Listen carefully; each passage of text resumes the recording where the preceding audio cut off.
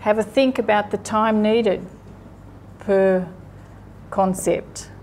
And we've had the talk already about that. May not necessarily mean that you're fixed in for the first 3 weeks of term 1, or that you're only going to visit it once.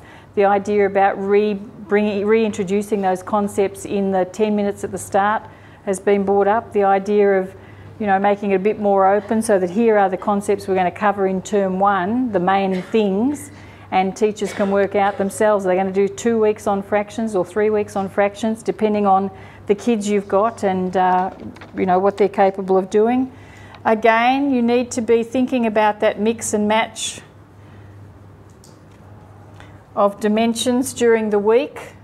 Last time we met, we talked about whether you might do the stuff about number, other, or number, other investigation, number,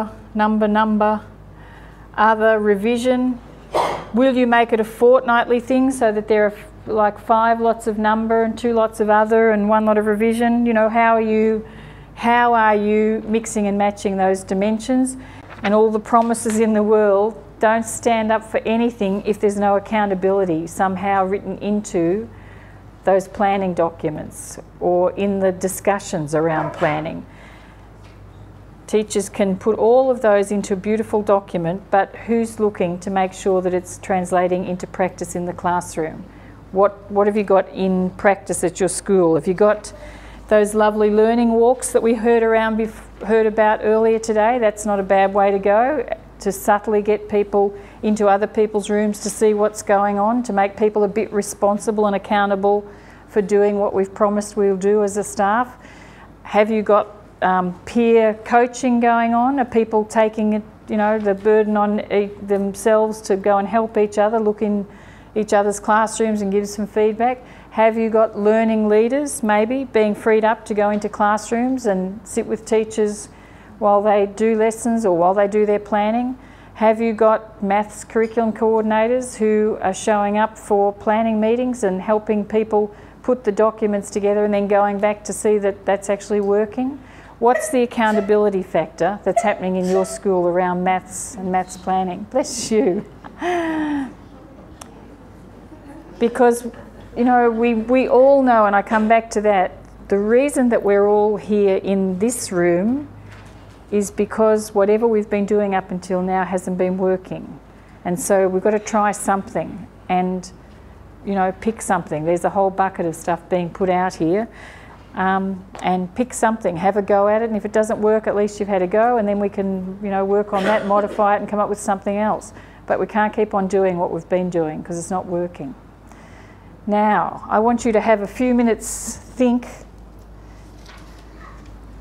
about these questions and then make some kind of jotting on your paper about what you're going to do next, where to from now, from here, after what you've heard today. We've done the big picture and now we've had a big talk about really the vels, the what are you responsible for at each level. What are you going to do now? We don't meet until next term. Write yourself a little note. Okay, we're about to break for lunch. Can I have 1 white pearl from each table about something gained today in relation to whole school planning? It was very clear for us that we were missing that, like the annual plan and the whole school plan. That's what our school didn't have. We were doing our term planning on the run. And so I guess that's why we found it, and we kept saying we needed a scope and sequence, we need those things, but I don't think we had that big picture, and now seeing how important it is and how easy it will make our job. Yeah, okay. Could you hear up the back? That was the talk about the need for the whole school plan at the bottom, that holds up everything. If you haven't got that, the other stuff is just floating around and very hard to connect anybody with anything. Okay, another? It's been really good to go in a deeper way into how the whole curriculum works, even though we've just kind of touched things with the reckoners and that, but to actually look and see how level 1, you know, moves into level 2 and 3, and to remember that we should be constantly revising things, that it's not just, oh, you've taught addition and you did that in, you know, term 1 and never again you're going to go near it, sort of thing, that needs to be explicit in the yearly planner as well, so that people don't keep on doing that, because I think that does tend to happen. Oh, absolutely, absolutely. So if that's explicit in the planning document, and also it will make people a bit more aware of what's come before and what's to come. Absolutely. Yep. Thanks for that.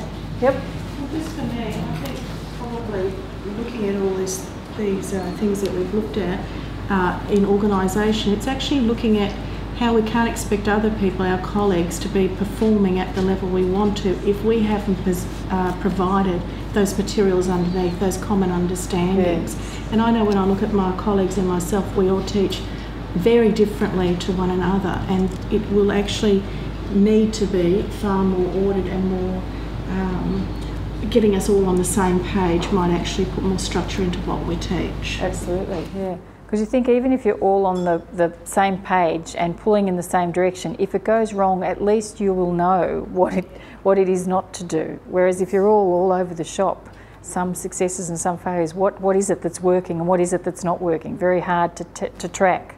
But if you're all doing the same thing and it works, keep going in that direction. If it's not working, well, all head off in another direction, you know, have the talk and move on. Okay, anyone else? We haven't had anything from up the back.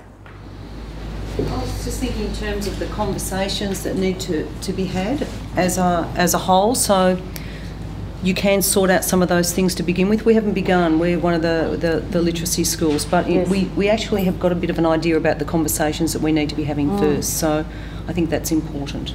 Okay, that's great. Thank you. And the back table. I think one of the biggest things we said was that not to sort of reinvent the wheel and recreate new documents that are already online, but to simplify and to tap into them when you need them, but make those ready reckoners, for example, to keep it at the forefront of people's minds. Yes. So simplify as opposed to recreate and then it still gets filed away. Yeah, that's right. And you finish up just, yeah, that's right, another VELS document. Yeah. All right, that's fantastic. All right, everybody, just any questions? I have to email the PowerPoint through, and the learning focus statements will be available online too. Did you want to say something, Lena? Thank you. Just thanks to Sue. Thank you.